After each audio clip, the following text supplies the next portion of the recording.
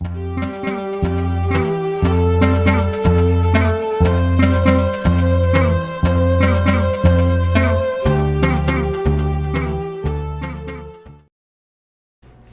there, in today's video I'm going to show you how to add music files to iMovie.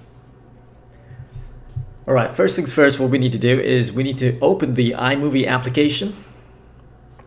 Once that's open, as you can see here, when I edit videos on YouTube, before uploading them to YouTube, all I do is I create the intro, which is the 8181 how to, post the intro, I put the main track in, that's the actual video, and in this case I've recorded a voiceover of a tutorial, and then after that I do the 8181 how to outro.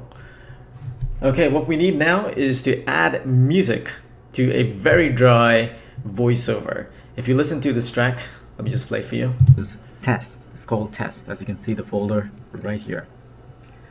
Now, how do I copy this file and the folder? Okay, so as you can see there, it's a dry voiceover. I want to add some music to it so that it kind of uplifts, the dry voiceover on it. How do I do that? All I need to do is click over here with the arrow pointing downwards. That's going to help me import any audio file or maybe video file that's on my computer. Now, of course, you need to know where you're importing from. So you need to first set the directory up where you're going to be importing your videos or your audio from. Okay, so what I'll do here, and of course I've got mine here, this is all my own music which I've created and produced myself. I'm going to choose a track. Let's choose Phoenix for now. So I'm going to select the imported tracks, import selected, and you'll see this appear here. So that's my audio track.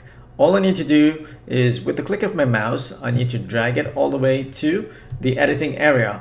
Once I have it to the editing area, all I need to do is just release my mouse and it's going to go where it needs to go. Okay, so I'm going to release right now. There you go. It sits at the bottom of this table over here. What I need to do now is I need to check the volume. I'm thinking the volume is a little too loud, so let's check it out.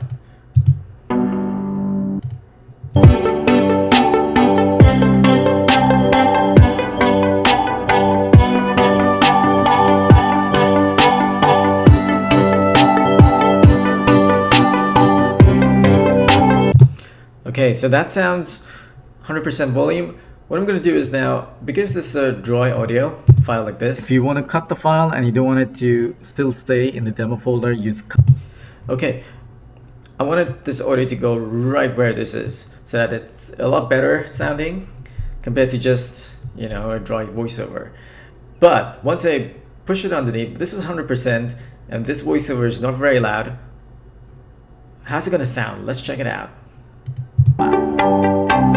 With that out of the way, also in case you need to know more information on how to format these drives, watch my previous video. It explains how to format the drive to NTFS. There's also a separate video explaining how to format the drive. The audio track is completely drowning the voiceover in this video tutorial. I can't hear myself because this is 100%. What am I going to do? I need to fix this so that I can hear my voiceover supersedes this audio file. How am I going to fix that? I'm going to have to select on this file, on the video file, select it once. Can you see this kind of speaker icon over here, which is the volume? I need to click on it, highlight it once. Below that, I need to check lower volume of other clips.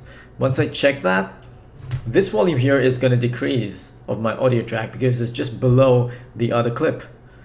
So once it decreases, I should be able to hear it. So let's check it out now, whether I can hear my voiceover. How to format the drive to FAT32. Right, so all you need to do is click here. Okay. So that sounds about perfect, and it sounds just right. So I can hear myself talking over the voiceover clear, and it's gonna help the video immensely with some audio as well in the background. Guys, if you found this video useful, please make sure you subscribe to my channel. Until next time, you take care, and I will speak to you next in my next video.